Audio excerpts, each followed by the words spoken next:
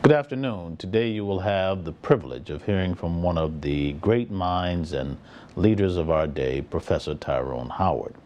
As a professor of education at UCLA's School of Education and Information Studies Urban Schooling Division, where he has served on the faculty for 14 years, Dr. Howard knows all too well the integral role of school transformation, economic empowerment, and policy building in a vibrant environment.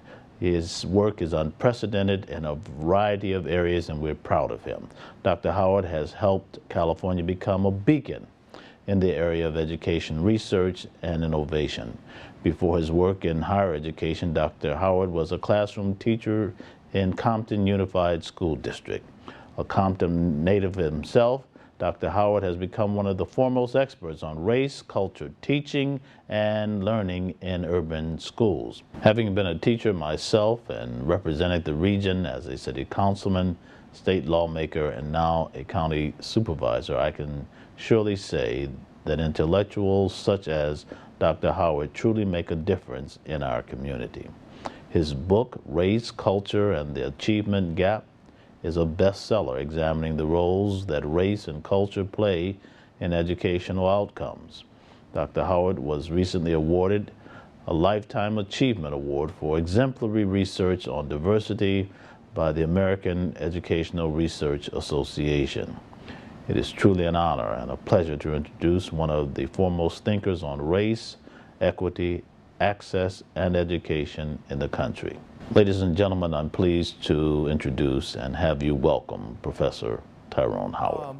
One of the other things I'd like to mention in terms of cross-collaboration is that I think we've got to do a better job as leaders in the effort for neighborhood transformation is thinking about how we work collectively to work smarter and not necessarily harder. Case in point, I spend a lot of time in schools, and we see a lot of young children who are under the jurisdiction of the probation department, who are under the jurisdiction of the child welfare services department. And part of what we have to figure out is how do we get the left hand to talk to the right hand?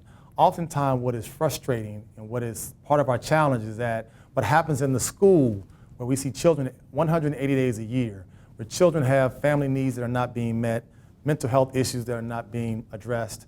We have a lot of our young people who are living through traumatic stress, yet schools are not equipped to be able to adequately serve the needs that those students have. So therefore, we have to have school districts that work hand in hand with county agencies, where they have the resources to work with the Department of Mental and Health Services, to work with the Department of Children and Family Services, where they have skilled service workers who are able to help us to find ways to work in a cohesive fashion to meet the needs that students have. Schools cannot do it alone.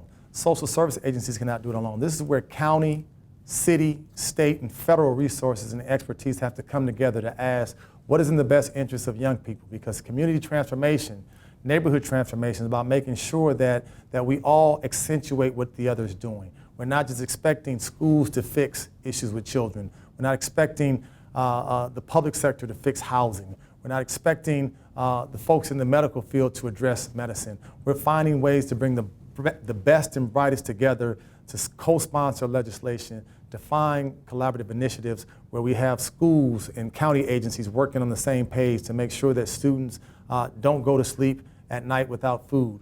We can take the private sector, and we have lots of philanthropic organizations. We've got to get the foundations on the table as well to say how can we use philanthropic dollars to work with county dollars and state dollars. So we've got to step outside of our comfort zones in some ways to begin to work with those entities that have levels of expertise and have resources that we might not have. So that's part of our challenge. Again, if we're going to do different types of work, we have to find ways to engage in this work differently than we have for years on end.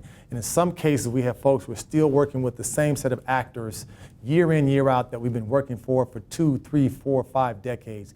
And that's the way of business that has to cease. That's the way of doing business that has to stop. We have to find ways to work cross-collaboratively. We bring together folks in education, health and human services, housing, economic development, workforce development, along with our legislators. We also have to find ways to engage our faith-based communities. Oftentimes, the faith communities are staples in our communities, and they have a vested interest in neighborhood transformation. This work cannot be done without their support, without their advocacy. And I think we also have to make sure that we continue to bring in the folks who have the expertise with new technologies, 21st century technology that can ensure that we can find ways to enhance our knowledge. This is an information age we live in, and for us not to be able to access the best ways of doing business, the most innovative ways of serving our communities would be a missed opportunity on the part of all of us. So we've got to begin to think collaboratively and act collaboratively.